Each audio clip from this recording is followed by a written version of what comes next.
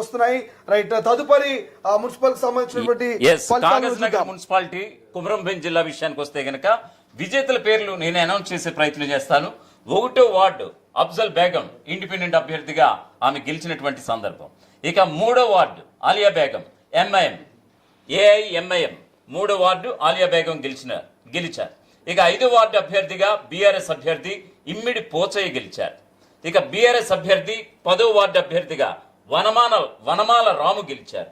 ఇక బీజేపీ అభ్యర్థి 21వ వార్డు దూసరి కృష్ణవేణి గెలిచారు.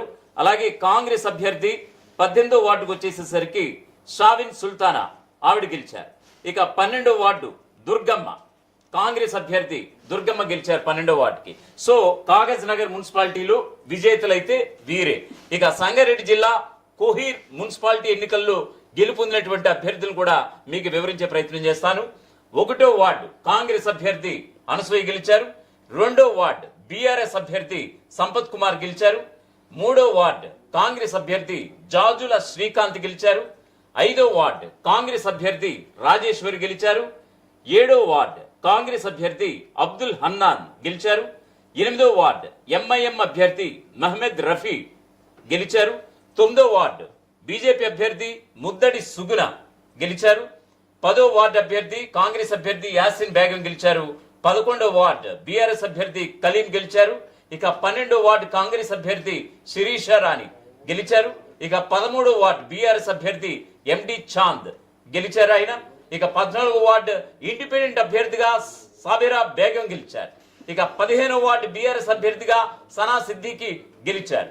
ఇక 16వ వార్డు బీఆర్ఎస్ అభ్యర్థిగా ముస్కాన్ ఈయన కూడా గెలిచినటువంటి సందర్భం. ఇదంతా కూడా కోహీర్ మున్సిపాలిటీ ఎన్నికల్లో గెలిచినటువంటి విజేతల పేర్లు. సో ఇక తర్వాత నీ దగ్గర ఉన్నాయి శ్రీశైలం. రైట్, ఎగ్జాక్ట్లీ మనము షాద్ నగర్ మున్సిపల్ సంబంధించిన అప్డేట్స్ కనుక చూస్తే, సో ఇప్పటి వరకు షాద్ నగర్ మున్సిపల్ సంబంధించినటువంటి అప్డేట్ లో ఒక్కసారి మనం చూసినట్టయితే ప్రధానంగా షాద్ నగర్ మున్సిపల్ సంబంధించి 28 వార్డులు ఉన్నాయి. 28 వార్డులో ఇప్పటి వరకు 14 ప్రకటించడం జరిగింది రాధాకృష్ణ. 14లో కాంగ్రెస్ 8 స్థానాలను ఆ వార్డులను కైవసం చేసుకుంటే బీఆర్ఎస్ 4 వార్డులని కైవసంగా చేసుకోవడం తెలుస్తుంది. ప్రధానంగా బీజేపీ ఒకే ఒకటి అక్కడ షాద్ నగర్లో ఇప్పటి వరకు అక్కడ గెలిచినటువంటి పరిస్థితి అయితే మనకు అనిపిస్తుంది. అంటే ఓవరాల్ గా సో రాష్ట్ర వ్యాప్తంగా కొంత కాంగ్రెస్ హవా అయితే మనకు అనిపిస్తుంది. అంటే ఏ మున్సిపాలిటీకి వెళ్ళినా, ఏ కార్పొరేషన్కి వెళ్ళినా కూడా కాంగ్రెస్ హవానే కనిపిస్తుంది. కాంగ్రెస్ మీదనే చాలా వరకు ప్రజలు నమ్మకాన్ని పెట్టుకున్నట్టు తెలుస్తుంది. కాంగ్రెస్ వైపే కొంత మొగ్గు చూపినట్టుగా మనకు ప్రధానంగా కనిపిస్తుంది. ఇతర డివిజన్లు మనం నిజామాబాద్ జిల్లాకు సంబంధించి బీంగల్లో ఒక్కసారి కనుక అప్డేట్ చూస్తే, నిజామాబాద్ అనగానే మనకు ధర్మపురి అరవింద్ గుర్తుకొస్తారు. బీజేపీ నేత చాలా స్ట్రైట్ ఫార్వర్డ్ గా మాట్లాడుతుంటారు.